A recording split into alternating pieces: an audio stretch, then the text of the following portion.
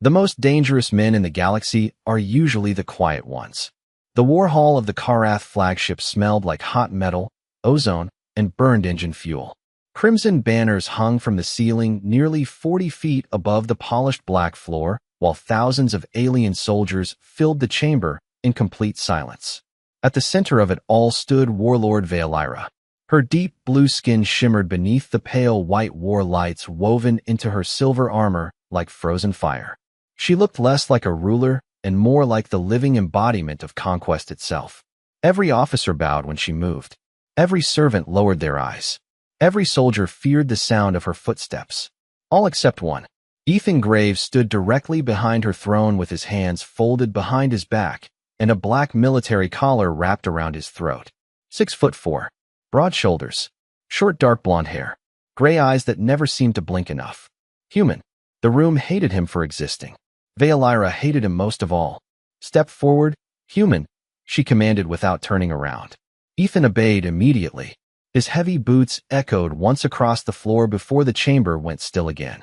Veilira slowly rose from her throne and circled him like a predator examining prey. Her golden eyes moved across the scars on his jaw, the old burns on his hands, the emotionless calm on his face. The galaxy calls humans Deathworld vermin, she said coldly. Yet your kind continues to survive every war thrown at you. Ethan said nothing. That annoyed her more than defiance ever could. Veilira suddenly stopped inches from him. Look at me when I speak. Ethan lifted his eyes. Calm, steady, empty like winter skies before a storm. The tension inside the hall tightened instantly. Several officers shifted uncomfortably. One older commander near the throne quietly looked away first. Veilira noticed. Her lips curled with irritation. Then she spat directly into Ethan's face. The sound was small, but in the silence of the chamber, it felt like an explosion. A few soldiers laughed nervously. Others waited for the human to react. Ethan didn't. He simply wiped his cheek with one gloved hand before returning it behind his back. No anger. No humiliation. No fear. Just silence. Somehow that silence frightened the room more than rage would have. Veilira narrowed her eyes. Do you feel nothing, human? Ethan answered in a low voice roughened by years of smoke and cold air. I feel the temperature dropping. Confused murmurs spread across the chamber. Then the lights flickered once. The giant warship groaned beneath everyone's feet as distant thunder rolled through the metal walls. One of the officers hurried toward the throne. Warlord, we are approaching the ice border near Sector 12. Sensors detected rebel activity. Veilira never looked away from Ethan. Then perhaps our human guard will finally prove useful. Ethan remained perfectly still, but several veteran soldiers near the back of the hall exchanged uneasy glances. They had seen men like him before. Not soldiers, survivors. And survivors from Deathworlds were rarely the same as everyone else. As Veilira returned to her throne, her gaze briefly drifted toward the black collar around Ethan's neck. For the first time, she noticed something carved beneath the metal restraint. Tiny letters almost hidden under years of scratches. Property of the Deathworld arena. Her expression changed for less than a second. But Ethan noticed.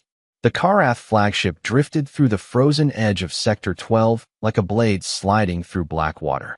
Outside the massive viewing ports, endless fields of ice asteroids rotated silently beneath pale blue starlight.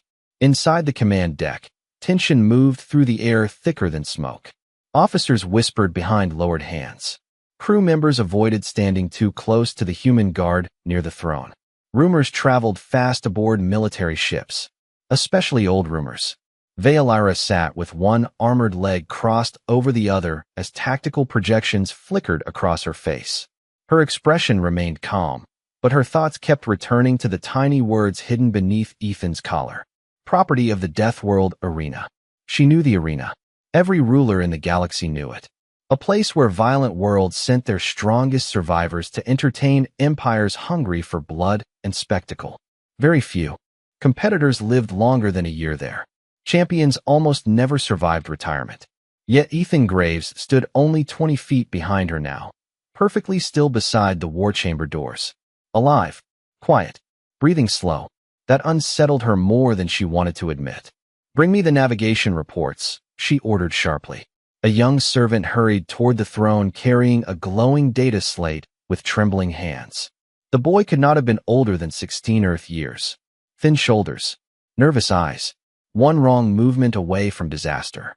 As he approached the raised platform, the ship suddenly shuddered from turbulence near the ice field. The servant stumbled. The data slate slipped from his hands and clattered across the polished floor directly at Veilira's feet. Silence crushed the room instantly. The boy froze in horror. Every officer on the deck lowered their eyes. Karath law was ruthless about public mistakes aboard military vessels. Veilira slowly stood from her throne. "Look at me," she said coldly. The servant's breathing became shaky. Please forgive me, Warlord." Her silver cape dragged softly across the floor as she descended the platform one step at a time. Ethan watched from the shadows near the door without moving. Veilira stopped directly in front of the terrified boy. "Do you know what happens to servants who fail publicly during wartime?" she asked. The boy's eyes filled with panic. "Yes, Warlord." "Then explain it." "Failure weakens discipline." His voice cracked. "And weakness spreads." Veilira leaned closer. "Good. At least your education was not wasted." The entire deck remained frozen. No one dared interfere. Ethan's gray eyes shifted slightly toward the servant, then toward Veilira. The boy looked ready to collapse. Something inside the room changed almost invisibly. A small tension, a pressure beneath the silence. Veilira sensed it immediately. She turned her head slowly toward Ethan. He still had not moved. But for the first time since stepping aboard her flagship, his eyes no longer looked empty. They looked focused, dangerous in a way that did not require anger. Veilira narrowed her gaze. "You disagree with my methods, human?" Ethan answered calmly. "Fear keeps people obedient." He paused briefly. "Not loyal." Several officers inhaled sharply. Speaking to a Karath warlord like that bordered on insanity. Veilira studied him carefully. And what would a Deathworld survivor know about loyalty? Ethan looked at the frightened servant before answering. Enough not to destroy it in front of everyone. The war chamber fell completely silent again. Even the engines seemed quieter somehow. Veilira held his stare for several long seconds. Then, unexpectedly, she stepped aside from the servant. "Clean the floor and return to your station," she said without emotion. The boy nearly collapsed with relief before scrambling away. Confusion spread across the officers. No punishment. No humiliation. Nothing. Veilira slowly returned to her throne, though her thoughts no longer focused on the frozen war zone outside the ship. They focused on the impossible human standing behind her chair. Because for one brief second, Ethan Graves had challenged her authority without raising his voice. And somehow, she had listened. The storm alarms began at 0213 ship time. Deep metallic pulses rolled through the Karath flagship as the vessel entered the outer edge of the frozen debris field surrounding Sector 12. Ice fragments the size of transport trucks drifted past the viewing ports, while blue lightning flashed silently across the darkness beyond the hull. The bridge lights dimmed to emergency levels, covering the war chamber in cold silver shadows. Veilira stood near the tactical display with her hands clasped behind her back, studying the rotating battle projections hovering in front of her face. Rebel ships had disappeared from long-range scanners 3 hours earlier. That alone bothered her. Cowards usually ran. Smart enemies vanished. Thermal readings remain unstable. One officer reported nervously. "We are detecting signal interference from beneath the ice field." Veilira's eyes narrowed. "Natural. Unknown, Warlord." The room fell quiet again except for the low hum of engines fighting against gravitational turbulence. Ethan remained near the rear exit of the chamber exactly where he had stood for the last 6 hours. Motionless. Watching everything. Veilira still could not decide what unsettled her more about him. His silence. Or the fact that experienced soldiers kept unconsciously moving farther away from him whenever possible. Suddenly, the chamber doors slid open with a hydraulic hiss. A tall alien male entered wearing dark ceremonial armor trimmed with gold. Prince Kaler, son of one of the Empire's ruling bloodlines and a man who carried arrogance like perfume. He smiled the moment he saw Ethan standing behind the throne. "So the rumors are true," Kaler said loudly. "Our glorious warlord travels with a human guard dog now." Several officers immediately lowered their eyes. Veilira looked unimpressed. "State your business." Kaler ignored the question entirely as he walked toward Ethan instead. I have heard stories about your kind, he continued. Deathworld creatures. Violent. Unpredictable. Barely civilized. Ethan did not respond. Kaler smirked. And yet here you stand wearing a collar. He circled Ethan slowly. Tell me, human, does obedience come naturally to your species, or did they break you first? Still nothing. The prince's smile faded slightly. Men like Kaler enjoyed reactions. Fear, anger, humiliation. Ethan gave him none of it. The storm outside intensified. Ice particles scraped against the hull with sounds like distant claws across metal. Kaler suddenly reached toward the black collar around Ethan's throat. Perhaps I should see what kind of animal hides underneath this thing. The entire chamber tensed instantly. Veilira noticed it immediately. 3 veteran officers near the navigation deck subtly stepped backward at the same time. One technician quietly shut off his console microphone. Even the servant boy from earlier froze in place near the wall. Ethan slowly lifted his eyes toward the prince's hand resting against the collar. Calm. Empty. Cold enough to stop breathing. Kaler hesitated for the first time. Veilira saw it happen. A tiny shift in confidence. The human had not moved a single inch. But somehow the entire atmosphere of the room changed around him. Then the ship violently lurched sideways as a shockwave rolled. Through the hull, warning sirens exploded across the bridge. Red emergency lights flooded the chamber. Incoming vessels, an officer shouted. Multiple signatures emerging from beneath the ice field. Tactical projections burst alive above the command deck. Unknown warships rose from the frozen debris like ghosts beneath dark water. Dozens of them. Hidden. Waiting. Veilira immediately stepped toward the command platform. Battle stations now. Her voice cut through the chaos like sharpened steel. Crew members rushed across the chamber while alarms screamed overhead. But Ethan never looked away from Prince Kaler. Not until the prince slowly removed his hand from the collar.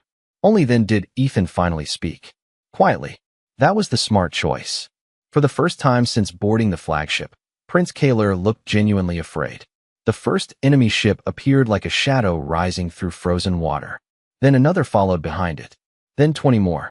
Massive black war cruisers emerged silently from beneath the drifting ice field surrounding Sector 12 until the stars themselves disappeared behind steel hulls and cold engine lights. The Karath flagship trembled as targeting systems screamed across the command deck. Officers rushed between stations while red warning lights flashed over terrified faces. Veilira stood at the center of the chaos with absolute control carved into every movement. Raise defensive screens, she ordered sharply. Divert reactor power to forward cannons. Holographic projections exploded across the bridge, showing enemy formations tightening around them like hunters surrounding wounded prey. Ethan remained near the rear platform beside the throne, silent as ever, though his gray eyes tracked every movement across the tactical displays. Veilira noticed that immediately. He was not watching the panic. He was studying patterns, angles, escape routes, survival. These ships were waiting for us, one officer said nervously. This is an ambush. Obviously. Prince Kaler snapped while adjusting his ceremonial armor with shaking hands. He clearly hoped nobody noticed. Destroy them before they close distance. The tactical commander swallowed hard. Their signal signatures do not match rebel fleets. Veilira turned slowly. Then whose ships are they? Before anyone answered, the main screen flickered once. A transmission forced itself through the flagship's communication barriers. Static hissed through the chamber speakers before a distorted figure appeared above the command platform. Tall, hooded, mechanical voice. Warlord Veilira. The figure said calmly. You carry something that does not belong to the Karath Empire. Several officers exchanged confused glances.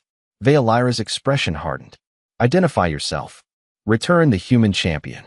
Silence crashed across the bridge harder than the alarms themselves. Ethan did not move, but Veilira saw several soldiers instinctively look toward him at once. The hooded figure continued. The arena does not lose property.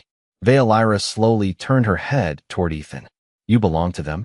Ethan answered without emotion. Not anymore. That is incorrect, the figure interrupted coldly. Subject Graves remains registered under arena ownership. Subject, not soldier, not man. Veilira suddenly understood something she had not considered before. The collar around Ethan's neck was not ceremonial. It was a tracking device. A leash. You sent an entire fleet for one human? She asked. The figure's distorted face tilted slightly. Not for a human. A brief pause followed. For what he becomes when cornered. The transmission ended instantly. Silence followed. Heavy. Uneasy. Even the officers looked disturbed now. Prince Kaler forced out a nervous laugh. This is absurd. He is one man. Ethan finally looked at him directly. You should keep believing that. Kaler said nothing after that. Veilira stepped down from the command platform and approached Ethan slowly while the battle alarms continued flashing around them. Up close, she noticed something strange. He looked calm. Not fearless. Not confident. Prepared. Like a man standing inside familiar weather. Why are they afraid of you? She asked quietly. Ethan stared at the frozen battlefield outside the massive viewing glass. Blue engine fire reflected softly across his face. Because the arena only kept one rule. Which was? His jaw tightened slightly. If the crowd stopped cheering, he paused. They released something bigger. Veilira held his gaze for several seconds. Then the ship shook violently again as distant impacts rolled through the hull. Enemy ships had entered firing range. Officers shouted across the bridge. The flagship's defensive barriers flickered dangerously. Outside the viewing ports, black war cruisers surrounded them from every direction like wolves closing around firelight in a blizzard. Veilira turned sharply toward her crew. Prepare combat formations immediately. Then, after the briefest hesitation, she looked back at Ethan. Stay close to me. Ethan's expression never changed. But for the first time since boarding her flagship, he answered without sounding like a prisoner. That would be the smart choice. The battle began without sound. Outside the massive viewing ports, blue flashes erupted across the frozen darkness as Karath cannons fired through drifting ice fields. Enemy warships answered immediately. Light tore silently through space while the flagship groaned beneath the pressure of repeated impacts. Inside the command deck, the calm discipline of the Empire was beginning to crack. Officers barked overlapping reports. Warning symbols flooded every tactical display. One of the navigation stations exploded in a shower of sparks, forcing nearby crew members backward. The smell of burned circuitry spread quickly through the chamber. Veilira remained standing at the center platform, though the tension in her shoulders had sharpened. Report damage, she demanded. Forward shields down to 42%, the tactical commander answered. Port engine stabilizers failing. Another violent tremor rolled through the flagship. Frost suddenly spread across sections of the viewing glass as temperatures dropped near the outer hull. The frozen battlefield outside looked endless now. Black enemy ships moved slowly through drifting ice like predators beneath dark water. Veilira's eyes narrowed. They are hurting us. Ethan stood beside the throne platform, watching the enemy formations with unsettling focus. Yes, he said, quietly, toward the dead zone. Several officers looked confused. Ethan pointed toward the tactical projection hovering above the bridge. That section of the ice field. His voice remained calm. No debris movement. No reflected engine heat. Empty space in the middle of a war zone usually means one thing. Veilira followed his gaze immediately. An ambush inside the ambush. Hidden weapons platforms, she realized. Ethan gave a slight nod. Before she could respond, Prince Kaler stepped forward with obvious irritation. Why are we listening to him? He snapped. He is arena property. Ethan ignored him completely. That somehow angered the prince even more. You think silence makes you dangerous? Kaler continued loudly. You are still wearing a collar like a trained animal. Ethan finally looked at him. Calm. Cold. And you are still talking during combat. The bridge went quiet again. Veilira almost smiled. Almost. Suddenly the flagship shook harder than before. Emergency sirens screamed overhead as the entire vessel tilted violently to one side. Crew members grabbed consoles to avoid falling. Direct hit to the lower reactor wing, someone shouted. We lost 2 defense batteries. The lights flickered. For half a second, darkness swallowed the bridge entirely. Then emergency power returned in deep red pulses. In that brief darkness, Veilira heard something strange behind her. Metal snapping softly. When the lights returned, Ethan was no longer standing beside the throne. He had moved silently across the chamber toward the servant stations near the far wall. A support beam damaged during the impact had partially collapsed above the frightened crew members there. Ethan held the bent steel beam in place with both hands while several terrified servants scrambled out from beneath it. The entire bridge stared, not because he helped them, but because of the way he held the twisted metal structure steady, as if the weight barely mattered. Veins tightened across his forearms beneath the dim red lighting. His breathing never changed. Veilira noticed something else too. The servant boy from earlier looked up at Ethan with absolute disbelief. Not fear. Trust. Ethan waited until the last crew member escaped before lowering the damaged beam carefully onto the floor. No dramatic effort. No display. Just quiet control. He wiped grease from one hand onto his black sleeve and returned toward the command platform like nothing unusual had happened. Prince Kaler looked disturbed now. What exactly are humans made of? He muttered under his breath. Ethan stopped beside the throne once more. Bad weather, he answered. Veilira stared at him for several long seconds while red emergency lights flickered across his scarred face. Then another transmission warning appeared on the tactical screen. The hidden enemy fleet was moving into position beneath the ice field. Waiting, closing, hunting. And for the first time since entering Sector 12, Veilira realized something deeply unsettling. The enemy fleet was not the most dangerous thing aboard her ship. The Karath flagship plunged deeper into the frozen dead zone, with enemy warships closing from every direction. Outside the cracked viewing ports, drifting ice fields reflected cannon fire in pale blue flashes that looked almost beautiful from a distance. But inside the command deck, the atmosphere had changed completely. The officers were no longer afraid of losing the battle. They were afraid of not understanding what they had brought aboard their ship. Ethan stood beside the throne platform with one hand resting loosely behind his back, while emergency lights pulsed red across his black uniform. The damaged collar around his neck reflected the flashing lights like fractured steel. Veilira could not stop looking at it now. Property of the Deathworld arena. Those words had infected the bridge like poison. Every veteran soldier there understood what the arena represented. Survival beyond reason. Enemy vessels repositioning. The tactical commander warned. They are funneling us toward the central ice shelf. Veilira narrowed her eyes at the projection. The enemy fleet was moving with precision now. Controlled. Deliberate. They want us trapped before boarding, she said quietly. Ethan nodded once. Yes. How do you know? Because that is what the arena used to do. His answer chilled the room more than the failing ship temperature ever could. Prince Kaler folded his arms tightly. Enough with these cryptic answers. His voice sounded weaker now. You speak like you know these hunters personally. Ethan looked toward the frozen battlefield outside the viewing glass. I do. Silence followed. Then another heavy impact rolled through the flagship. Several overhead lights burst in showers of sparks. Crew members stumbled against consoles, while warning sirens screamed through the chamber again. Veilira grabbed the edge of the command platform to steady herself. Ethan never moved at all. He adjusted naturally with the motion of the ship, like someone whose body already expected chaos before it arrived. That unsettled her deeply. Explain yourself, Veilira ordered. Ethan remained silent for a moment. Then he finally spoke without looking at anyone. Earth is classified as a death world because everything there fights to survive. His voice stayed calm. Matter of fact. Storms. Oceans. Diseases. Predators. Gravity. He paused briefly. Humans adapt because we do not get a choice.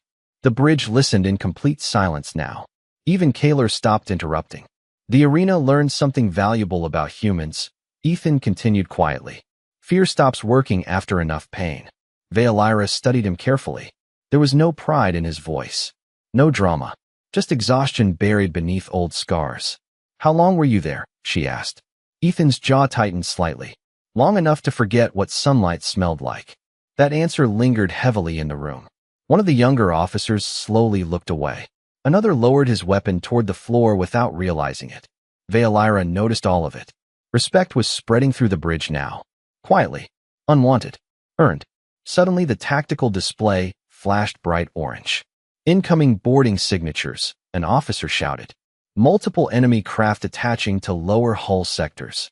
Kaler immediately stepped backward from the center platform. Seal the lower decks. Veolyra turned sharply toward her crew. Deploy security teams now. Then she looked at Ethan. How many? Ethan studied the tactical map for less than 2 seconds. Enough to test the ship. And if they break through? Ethan finally met her eyes directly. Calm gray against burning gold. Then they stop hunting the fleet. A long pause followed. And start hunting me. Outside the viewing ports, enemy boarding craft descended through the frozen debris like black insects crawling across ice. The flagship alarms deepened into lower emergency tones now. Closer. More dangerous. Veolyra slowly realized something she had never experienced before in her entire military career. She trusted the humans standing beside her more than half the officers born into her own empire. And that terrified her more than the enemy fleet ever could. The first boarding alarm sounded from Deck 9, then Deck 11, then everywhere at once. Deep warning tones rolled through the Karath flagship, while security doors slammed shut across dozens of corridors. Red emergency lights reflected across the polished black floors like rivers of bloodless fire. On the command bridge, fear was no longer hidden behind military discipline. Crew members spoke faster now. Hands trembled over holographic controls. Even seasoned officers avoided looking directly at the tactical display where enemy boarding signals multiplied every second. Veolyra stood at the center platform with her silver war cloak hanging heavily behind her shoulders as new damage reports flooded the chamber. 3 lower defense sectors breached, the tactical commander reported. Security teams are falling back toward the reactor corridors. Prince Kaler cursed under his breath. How did they penetrate the hull this quickly? Ethan answered before anyone else could. Because they were never trying to destroy the ship. His gray eyes remained fixed on the tactical projection. Only isolated. Veolyra turned sharply toward him. You knew this would happen. I expected it. And you said nothing?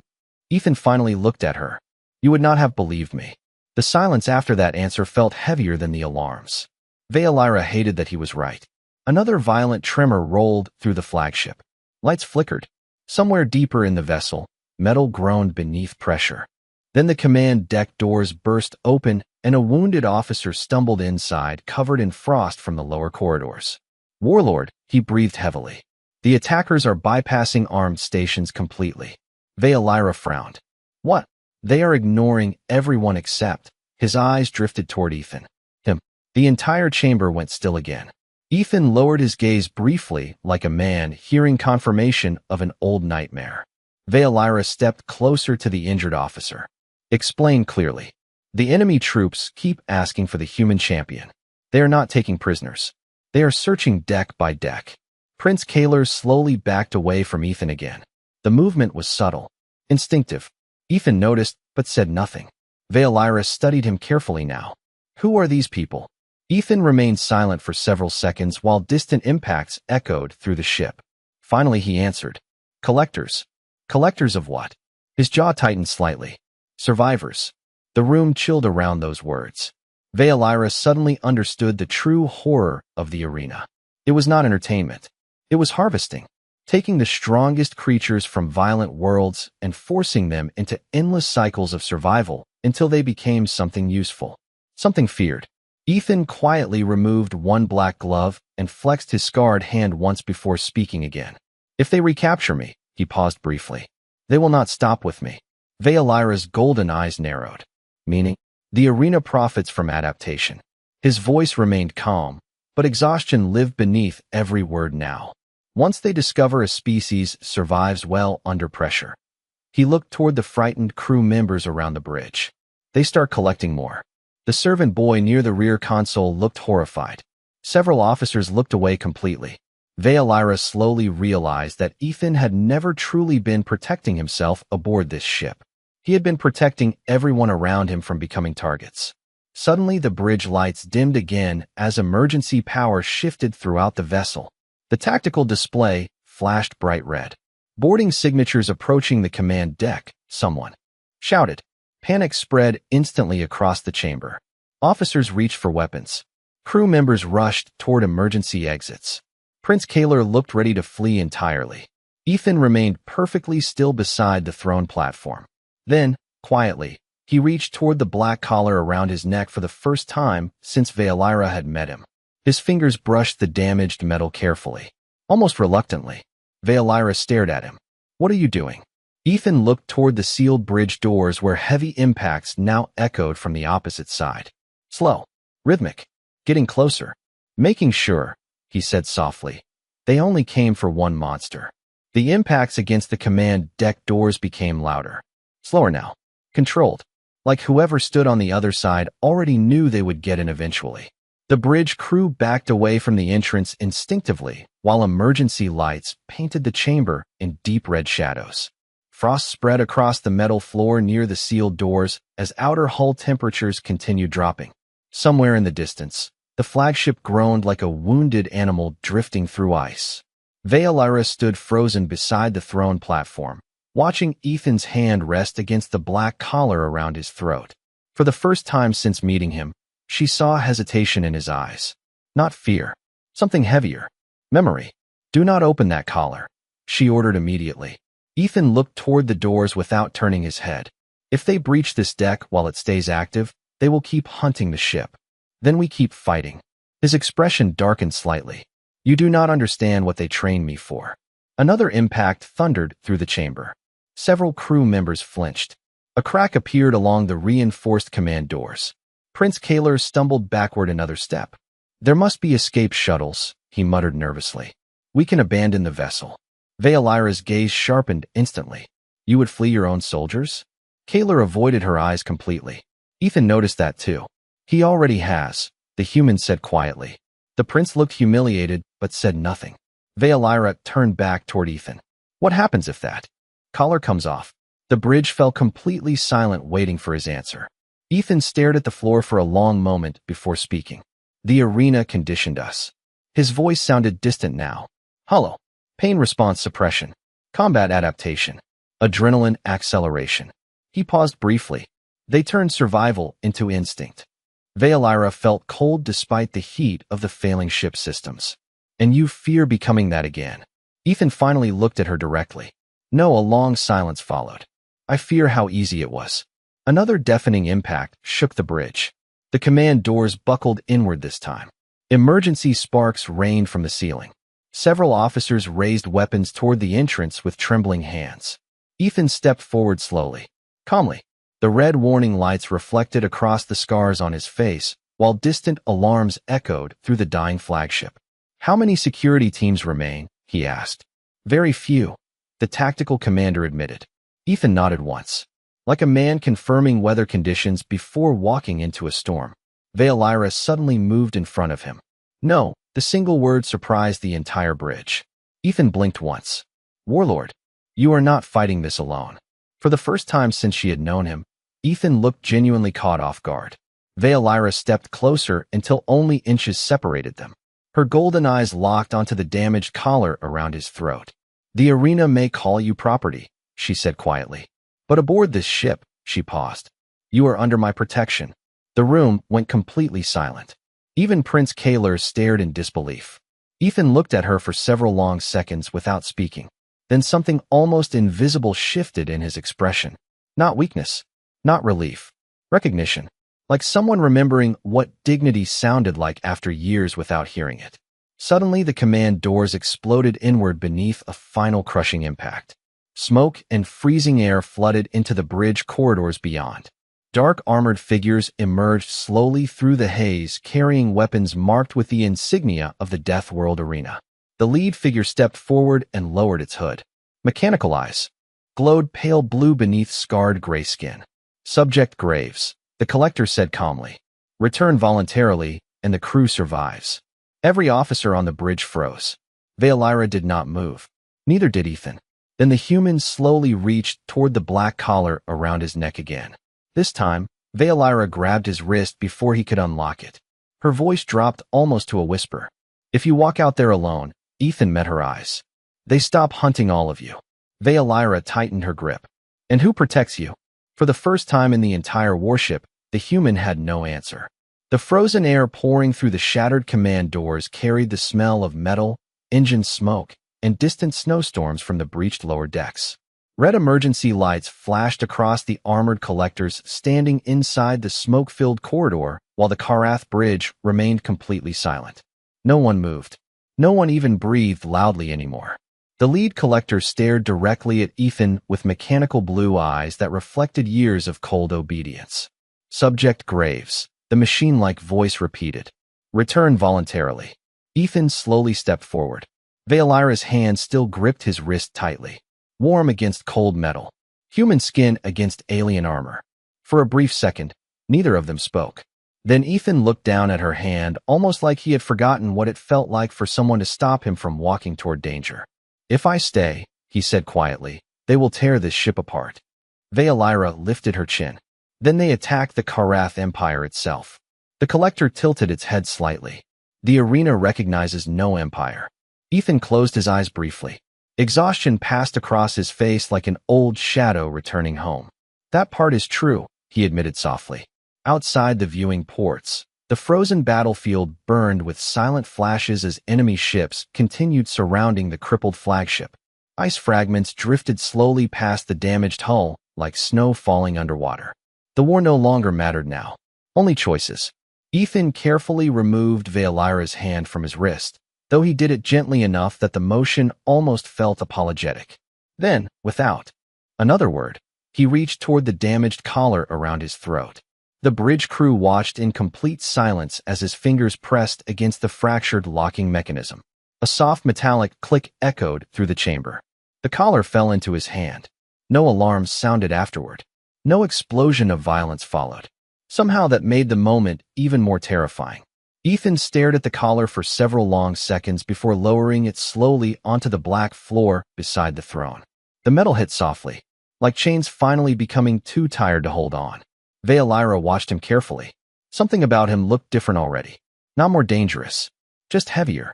Like a man carrying an entire world he no longer had the strength to drag behind him. The collectors straightened immediately when the collar came off. Respect, fear, recognition. One of the younger officers near the navigation station whispered under his breath, "Stars protect us." Ethan stepped toward the shattered doorway. Calm, silent, controlled. The same way he had walked through every corridor aboard the flagship since the beginning. But before he crossed the threshold, Veilira spoke again. Ethan. He stopped.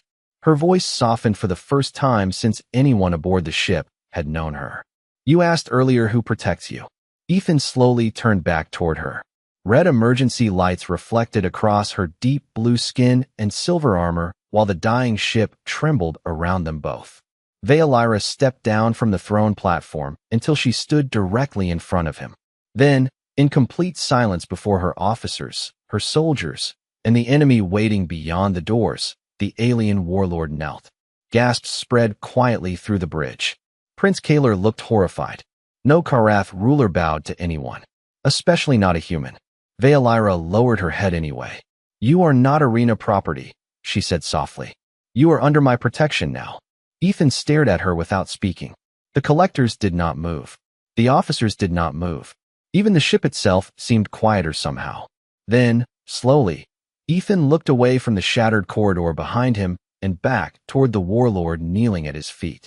For the first time in years, the exhaustion in his eyes eased slightly. Not because the danger had disappeared, but because someone finally looked at him and saw a man instead of a weapon.